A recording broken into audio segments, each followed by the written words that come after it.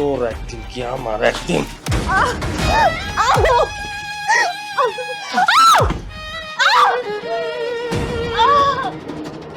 কিরে বাজান, কি হয়েছে? বৌমা চিল্লাইতেছে কেন? মা, না না, কিছু না। ওই তোমার বৌমা ওই পা পিছলে পড়ে গেছে, এর জন্য আর কি। কোনো সমস্যা নেই, তুমি যাও, ঘরে যাও, আমি দেখতেছি।